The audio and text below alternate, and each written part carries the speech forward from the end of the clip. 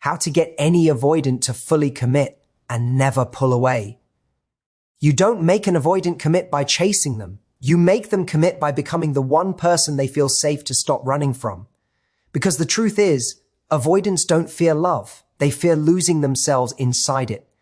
We've all met someone who pulls away the moment things get real. You start connecting, they vanish. You show interest, they withdraw, and you're left questioning yourself, did I do something wrong? But here's the truth. It's not about you being too much. It's about them never learning that closeness can feel safe. You see, avoidants crave love as much as anyone. They just learn to protect themselves from it. Their nervous system confuses connection with control, vulnerability with danger. So if you want an avoidant to commit, the answer isn't to prove you're worthy. It's to show them that love doesn't cost them their freedom. That means you stop chasing their approval and you start embodying your standards. You stop trying to pull them closer and you start creating a space that invites them in. The paradox? When you stop needing them to commit, that's when they finally can, because they feel they can breathe around you.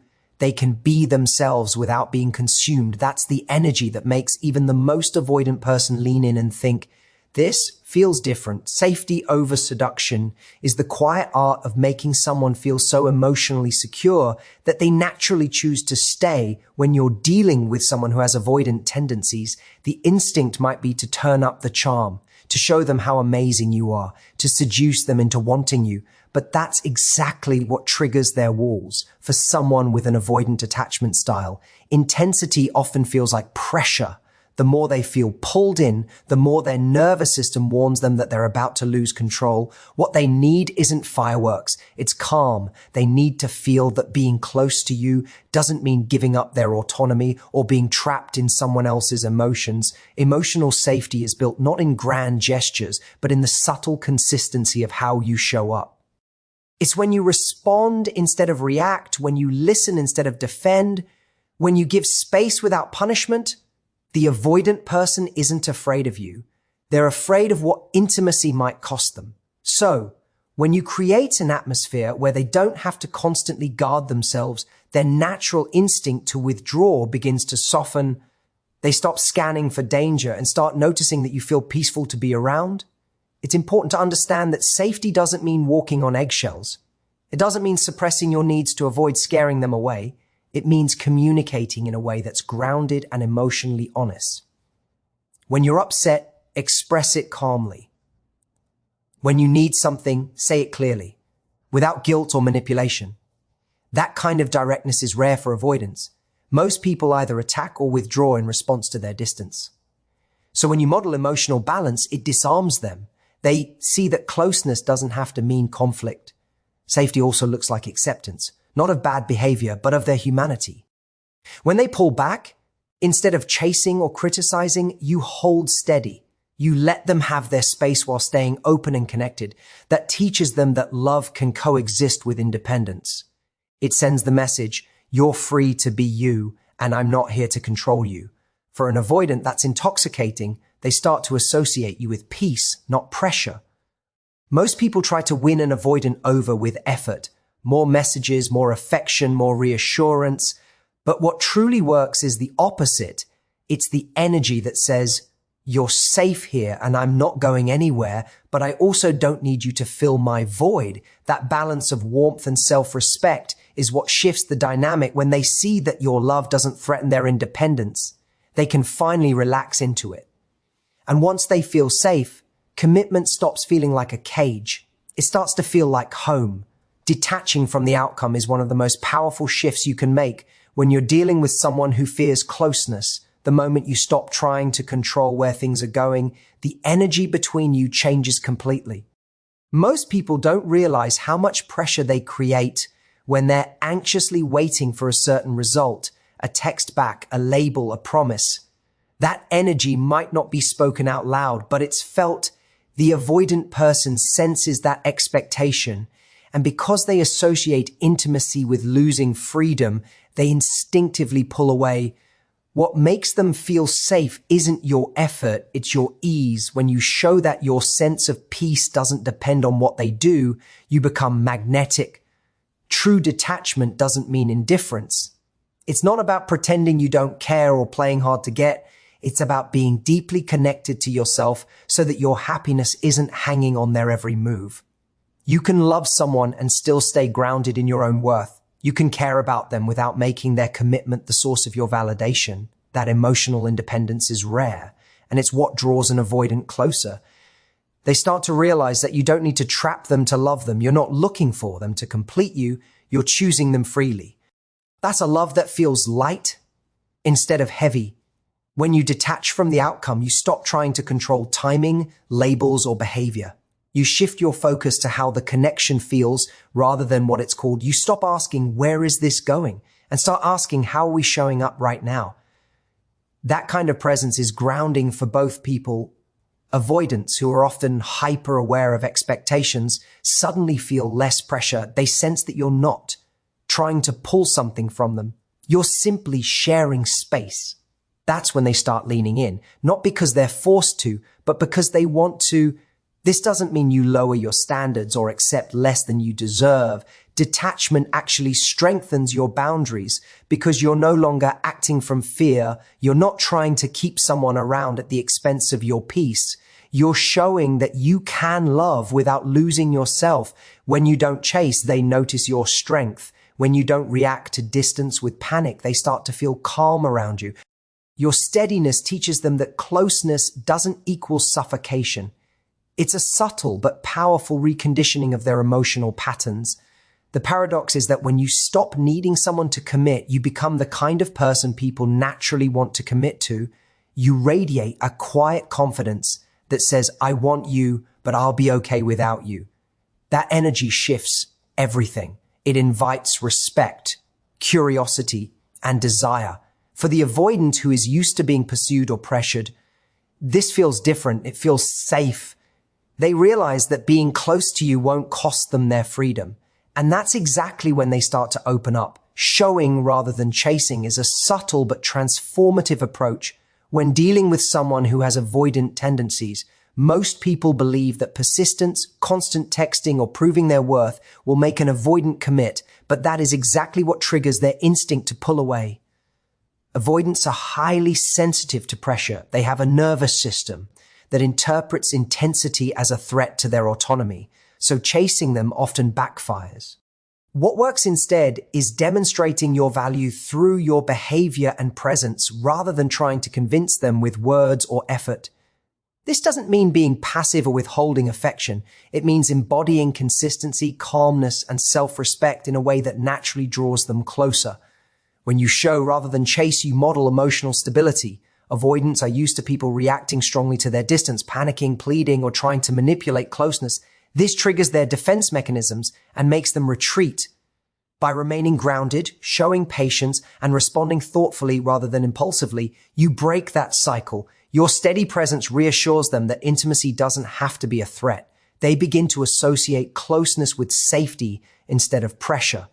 This is more attractive than any effort to win them over because it bypasses their defenses entirely. Showing rather than chasing also involves being selective with your energy. It means that when they withdraw, you don't chase after them or seek constant reassurance.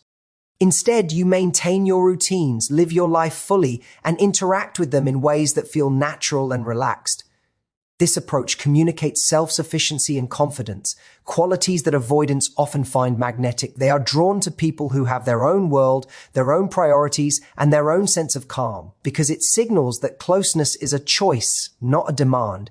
By demonstrating rather than pleading, you create an environment where they feel the freedom to lean in on their own terms. Consistency is another key element of showing over chasing. Avoidants often fear unpredictability because it triggers feelings of instability and lack of control. By being consistent in how you communicate, show affection, and uphold your boundaries, you provide a predictable and safe container for connection. This doesn't mean over-communicating or flooding them with attention. It means being reliably present without being overbearing. Consistency builds trust over time, and trust is what allows an avoidant to finally consider long-term commitment without feeling trapped. Finally, showing rather than chasing allows you to operate from authenticity instead of strategy. You are not trying to manipulate or control their emotions.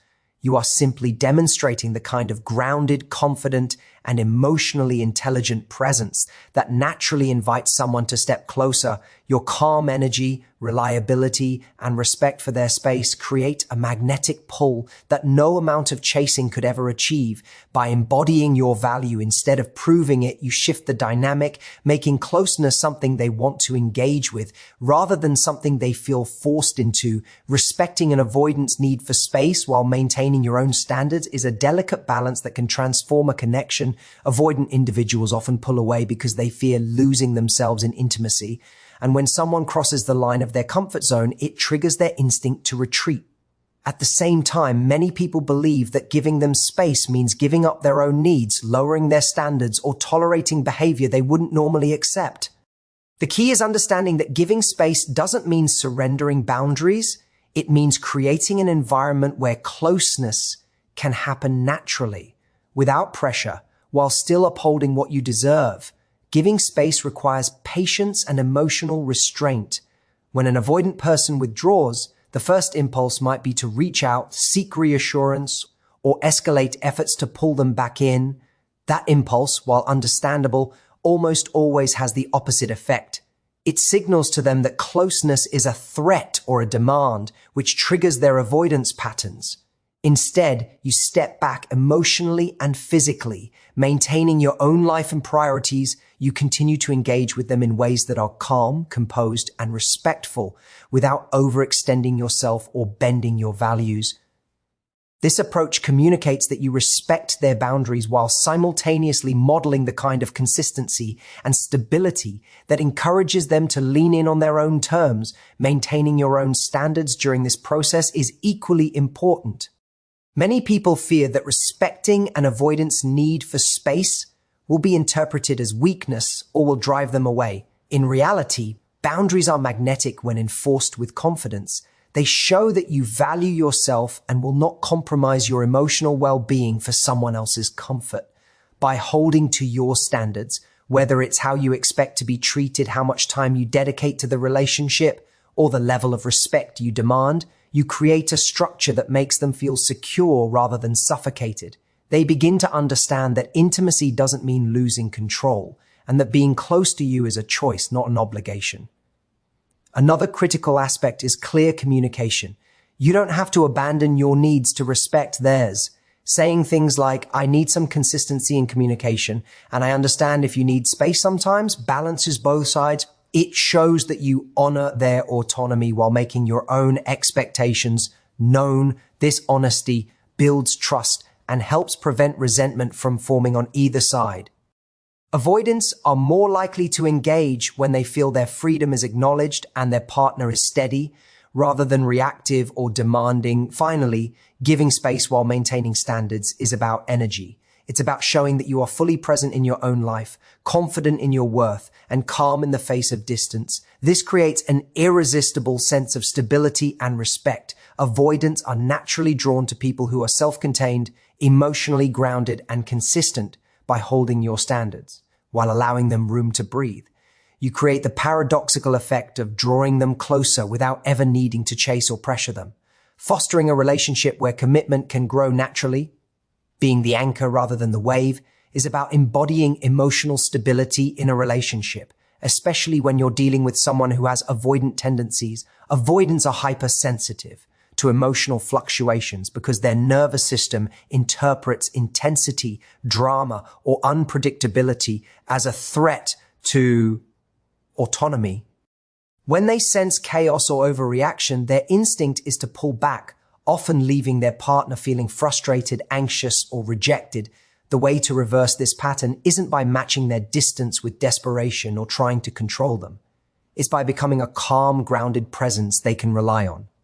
When you are the anchor, you maintain your composure regardless of the push and pull, giving them a safe space to engage rather than retreat. Being an anchor requires mastering self-regulation. This means managing your own emotions so that their withdrawal or ambivalence doesn't dictate your reactions. When an avoidant pulls away, it can trigger fear or insecurity, prompting some to chase, plead, or act out. These behaviors reinforce the avoidance belief that closeness equals suffocation. Instead, by remaining steady and composed, you communicate that their distance doesn't threaten your sense of self or your life's equilibrium. This stability reassures them that intimacy doesn't have to feel overwhelming. Over time, they begin to associate your presence with safety rather than danger, and this creates the conditions for them to lean in rather than run away. The anchor mindset also involves responding thoughtfully instead of reacting impulsively. Avoidants often test boundaries indirectly through withdrawal or subtle distancing behaviors.